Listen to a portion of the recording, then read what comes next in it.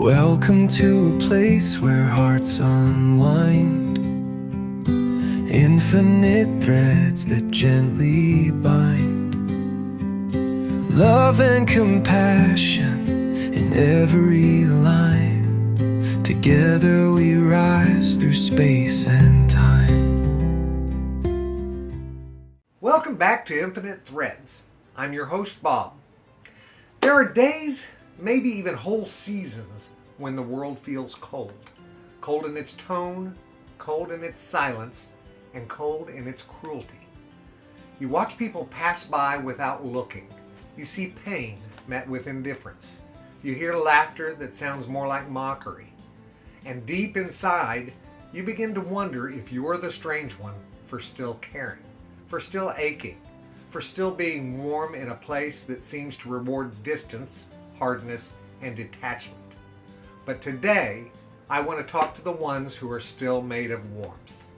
The ones who haven't given up. The ones who still reach out, still show up, still hold on to their softness. The ones who love even when it feels like no one sees it, or worse, when it feels like it makes them a target. If that's you, this episode is a thread woven just for your heart. You didn't choose to feel so much. Maybe you were born this way, or maybe life cracked you open and you never quite sealed back up. But over time, the weight of the world starts pressing in. People ghost you after you've poured your heart out. News stories grow more vicious by the hour. Someone mocks your softness and calls it weakness. You offer help and it's met with suspicion or silence. You feel others' pain so clearly that it almost knocks you off your own path. And when you look around, it seems like the cold people are thriving. The detached ones, the self-protectors, the proud, the cruel, the smugly indifferent. You start to think, maybe I should harden too. Maybe I should stop giving so much. Maybe I should hold my warmth back. Maybe that's the only way to survive in this world. But here's the truth, guys, and it's not easy to say because it demands more of you than what feels fair. You are here to carry warmth through the winter of this world. To feel deeply is not just a gift, it's a responsibility. Warmth is not passive. It takes energy. It burns. It costs. But in a cold room, one candle can light the whole space. That's what you are. You're the one who checks in when no one else does. You're the one who remembers, the one who notices the tremble in someone's voice, the flicker behind their smile, the weight in their silence. You're the one who apologizes first, who softens first, and who believes in reconciliation, even when the cold says, don't bother. Even when your own voice says, it won't matter. But it does matter, guys, because in a world growing numb, your warmth shocks the system back to life. It's not that you feel more than others. It's that you allow yourself to feel. You refuse to close the door even after you've been hurt. And yes, that makes you vulnerable, but it also makes you powerful. Here's the part that gets tricky. You can't warm the world if your own fire goes out. Makes sense, right? So let's talk about how to stay warm when it feels like your soul is freezing. First, you tend your own hearth first. You don't owe your warmth to everyone all at once. You don't have to give it to those who stomp on it. Let yourself rest, withdraw, refill. Speak kindly to yourself like you would to a tired child who's trying their best. Warmth isn't endless unless it's nurtured. Next, find other carriers of warmth. You're not the only one.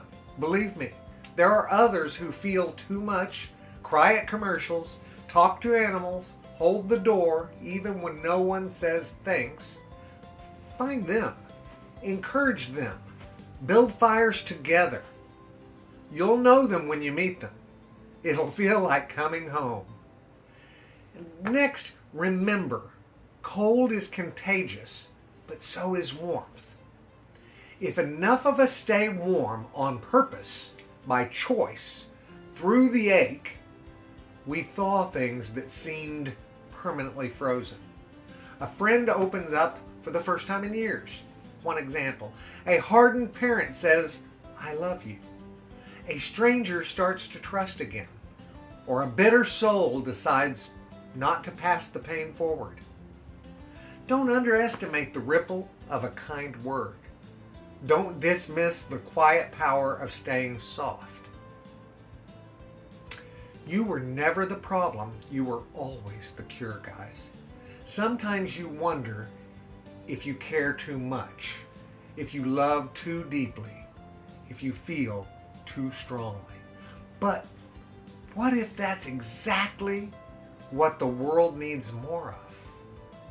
You were not made to blend into the cold. You were made to remind others what warmth feels like. And maybe that's why it's been so hard, because the very thing that sets you apart is the thing that heals. You bring humanity back into places that have forgotten it.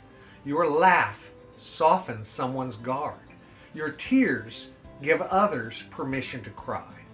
Your presence creates safety in unsafe spaces. And your honesty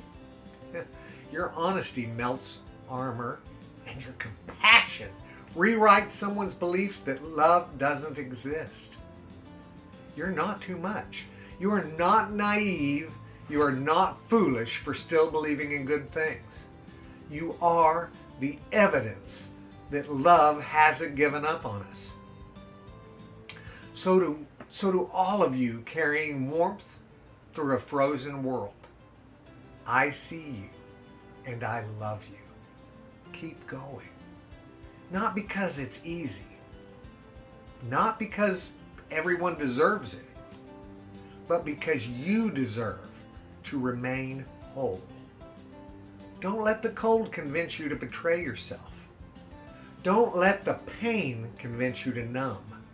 And don't let the world decide what kind of heart you should have.